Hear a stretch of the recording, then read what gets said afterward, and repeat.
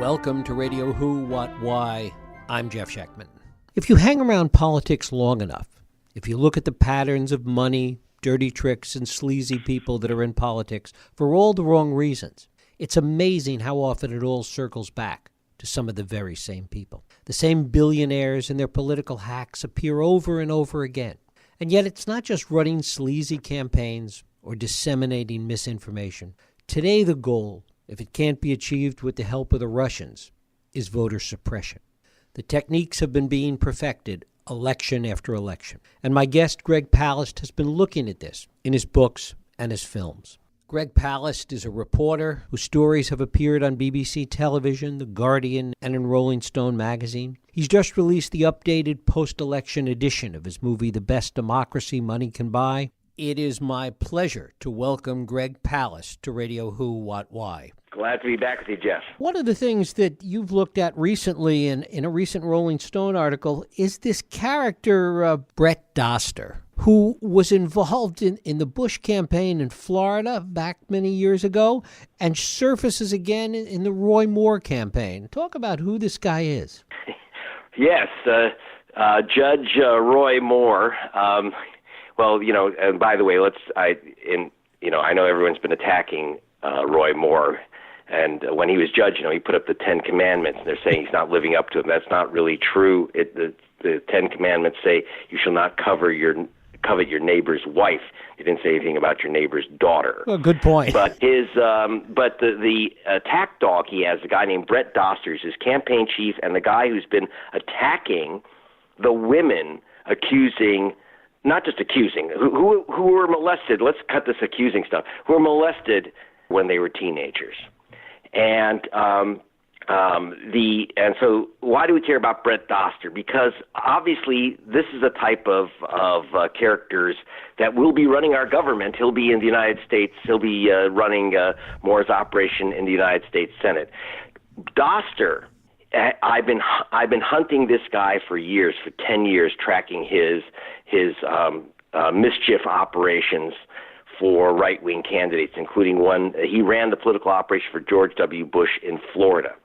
One of the tricks he used to stop voters of color from voting, and when I say voters of color, I mean blue, like Democrats, is a trick called caging. Now, what is caging? Caging is a trick, which, by the way, it's illegal. What you do is you send out letters. What Doster did was send out letters to people he knew were not home, would not be at their home address where they're registered to vote. Now, who's not at home at their voter registration address? Well, he would claim that they're ghost voters, that they're people who don't exist, and people are casting votes for these non-existent voters. Actually, people who are not at home at their home address includes soldiers who are overseas. It includes students, and in his case, he sent letters to students at the black colleges throughout Florida, students at black colleges who are home away from Florida, away from their home address or somewhere else in Florida during the summer vacation. He sent letters to elderly Jews in Miami. I can't make this up. Sent letters to elderly Jews in Miami who are known as snowbirds. They're in Miami for the winter, but then they go back home and visit their families in the summer up north. They're legal voters of Florida, but they aren't there when the letter arrives. And it says, do not forward. So what's the problem with that? When that letter comes back, Brett Doster and the Republican National Committee were challenging these voters' votes as non-existent voters, as ghost voters. They sent, and I kid you not, I have the list that I got my hands on, sent by Karl Rove's office to Brett Doster in Florida with the caging list. And these are lists of soldiers, one soldier after another at the Naval Air Station in Jacksonville, Florida. These are African-American and Hispanic soldiers who are overseas. We contacted one family, said, you're on this list. And here's the evil thing. You don't even know you've lost your vote. You send in an absentee ballot. Your ballot's been challenged, and you don't know it. And so your vote doesn't get counted. And this is against the law. The Republican Party was found to have done this many years ago. They entered into a consent decree with the Justice Department saying they will never do this racist trick again. It's against the law. You can't steal people's votes, especially when you're targeting voters of color or you're targeting Jewish voters, which is targeting a religion. You cannot do that in the United States of America. But he did it anyway. Now this guy's running Judge Moore's campaign and attacking women who have stepped forward to talk about, Judge Molester. How did this practice of caging get started? Where does it come from? It started out many years ago. I think it was in the 60s with the Republican Party sending out letters to voters. As I say, they pick out Democrats, but particularly they can go by ethnicity. And they know when voters are not going to be home. And so they got caught doing this. You cannot systematically target voters because of their religion. You can't target voters because of their race. And by the way, you can't illegally block someone from voting no matter what their race or religion. But the Republicans were caught doing this, and under both the Voting Rights Act of 1965 and other voting rights laws which apply to everyone, they agreed not to ever do this trick again, where they would get these caging. The reason, by the way, it's called caging. It's a term of art used in direct mail. When you send out letters to people and they return, usually letters with money in them. Believe it or not, people who work in direct mail industry, when they're taking checks out of an envelope, they do so in a locked cage, and that's why it's called caging. Talk a little bit the degree to which this has expanded beyond some of these small efforts of Dosters in Florida. How big a problem is it? Massive. We just found out in states where, because the thing is, so many elections are actually quite close. We knew that in Florida in 2000. The presidency of the United States was determined by 537 votes. That's it, 537 votes. Now, I know Doster's operation, I actually have the internal emails sent to Doster, which are supposed to be highly confidential. How I got them is kind of a funny story, but it has a tremendous effect. They were challenging hundreds of thousands of voters in Florida, Wisconsin, North Carolina, and several other states. And this is enough to literally swing the presidency. We just had a vote in Virginia. Right now we are facing recounts in 3 races where Democrats seem to have come up short anywhere from 14 votes to 89 votes. So a few votes makes a big difference. To what extent is Doster operating on his own, or is it part of a larger scheme? Very much a larger scheme. And as if this were just about one bad apple, Brett Doster, you could say, okay, him and Moore are a creepy pair, let them go off in the sunset. But that's not what's happening. Doster was not minor. He was acting in Florida with this caging game. He was acting at the behest of Karl Rove's office at the Republican National Committee. In fact, the guy that sent him the email is a guy named Tim Griffin, who was what they call a research director. In other words, he's the hitman, gets dirt on the opposition. It was sent by this guy, Tim Griffin. I put the emails from Tim Griffin to Brett Doster on the air on BBC television at the top of the nightly news. By the next morning, Tim Griffin, the guy who sent the emails, who's Karl Rove's assistant, resigned as U.S. prosecutor. So he lost his job. But Brett Doster was not on the U.S. payroll. He was on the Bush campaign. He's always a campaign operative. So his job was not in danger. I should tell you, I tried to reach Doster. I flew to Tallahassee and literally physically chased him around the Capitol, and he was dodging me. Finally, he sent out a PR person to say that the lists of people he was mailing letters to, it was not to find, to come up with a way to get them knocked off the voter rolls. Remember, he sends letters to people who aren't home. He says, do not forward. The letters come back, and he says, that's evidence they don't exist. He said, we were actually sending letters to our Republican donors, Republican Party donors.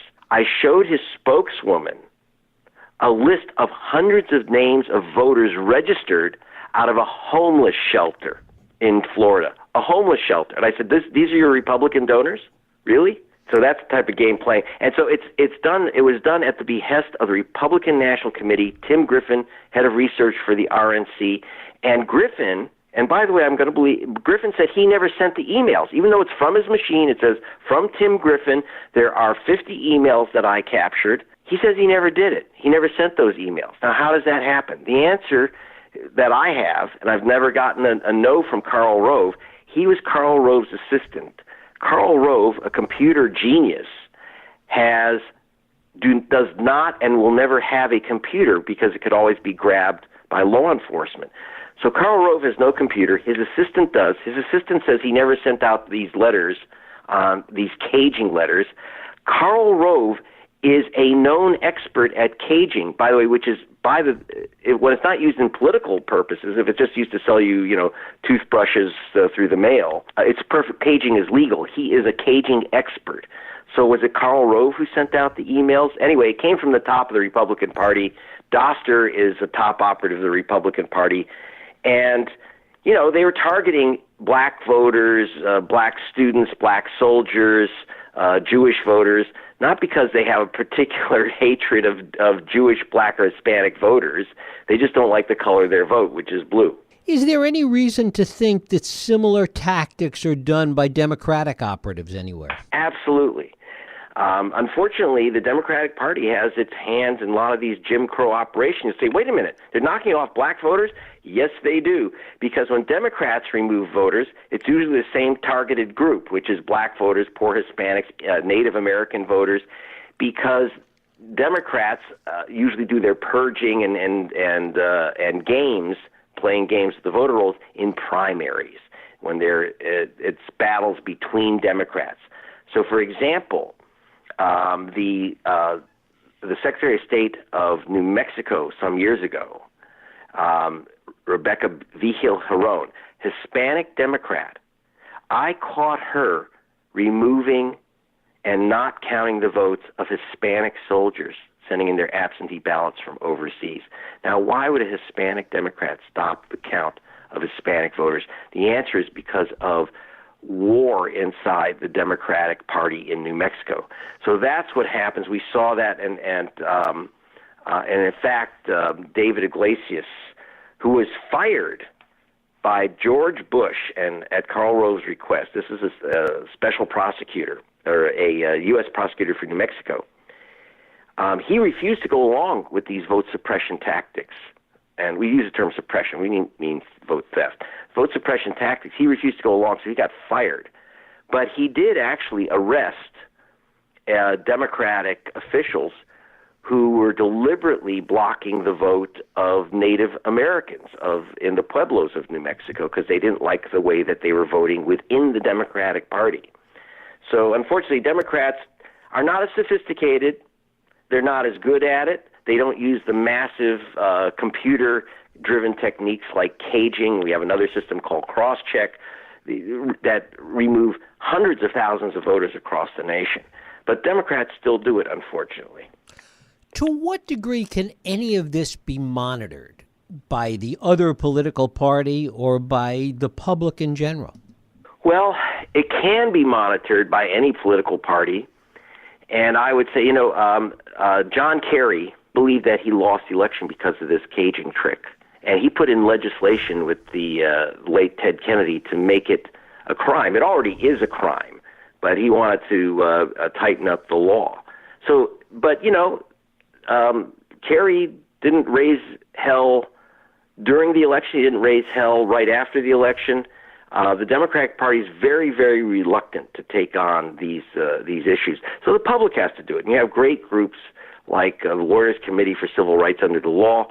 I can tell you that the Brennan Center for Justice and the ACLU are bringing legal actions against the state of Indiana. I just got off the phone with a lawyer bringing a case against the state of Virginia, where they just had this vote. Democrats say, "Oh, we won despite and there's no vote suppression there." Well, yes, there is. In fact, you have a Democratic legislature if there weren't more racial suppression tricks afoot in Virginia. So yeah, the parties can do it, but the parties don't do it because they each have their, they both parties have dirty hands. The fact that the Republicans are better at it doesn't, the Democrats don't want to bring this up. And as you know, Hillary Clinton said ridiculously, no presidential candidate has ever challenged the election vote for president, forgetting that Al Gore went to the Supreme Court in 2000. I mean, many elections in America have been contested bitterly over the last 2 centuries. And so the Democratic Party's put itself in a corner saying our election system is wonderful, and it ain't. Are there new tricks coming along for voter suppression? Absolutely. The worst trick, no question, that's pretty new. That is, it's now widespread. You have to understand that the Voting Rights Act in 2013 was gutted by the Supreme Court, and with the gutting of the Voting Rights Act, a new trick called crosscheck was implemented, and that was created by a guy named Chris Kobach of Kansas. If that sounds familiar, this is the guy in charge of Trump's so-called vote fraud commission. Trump and his guy Chris Kobach claim that there are 3 million voters who voted twice in America or are registered in 2 different states to vote twice. So the same guy voting in 2 states, same woman voting in 2 different states. 3 million.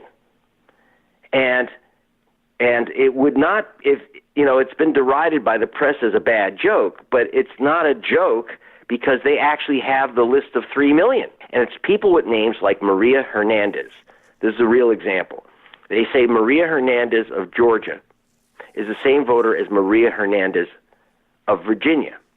Now, I know, Jeff, you're going to say, hey, isn't that just a common Hispanic name, Maria Hernandez? Well, it's not common for a Republican.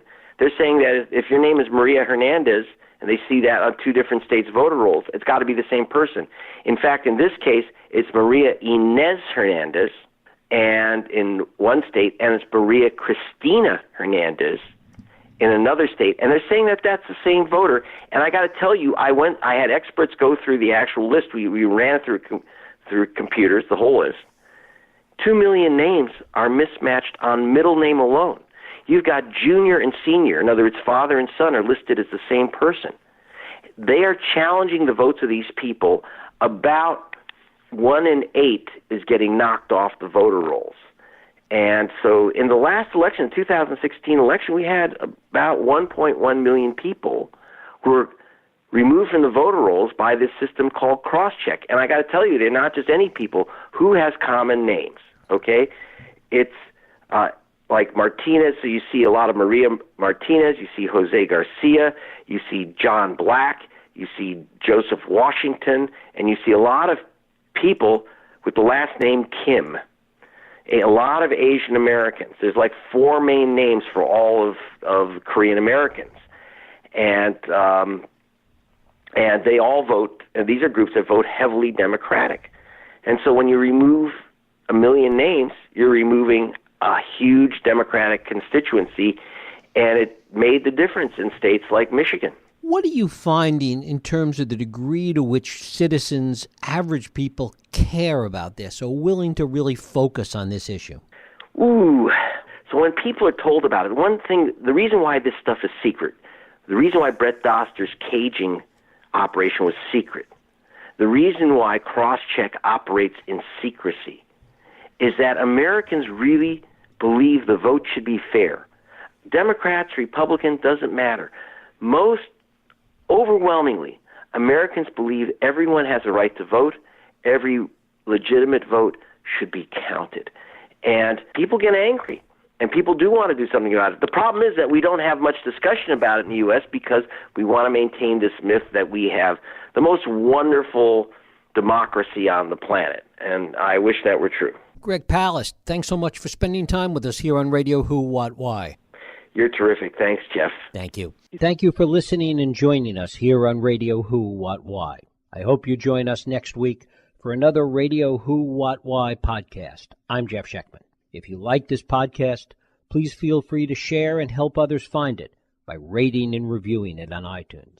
You can also support this podcast and all the work we do by going to WhoWhatWhy.org/donate.